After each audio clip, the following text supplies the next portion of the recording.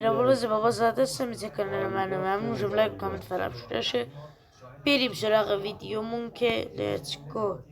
این ویدیومون درباره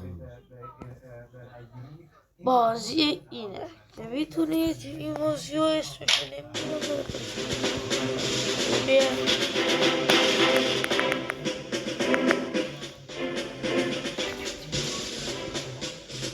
مثل تو فکرشون نمیدونم.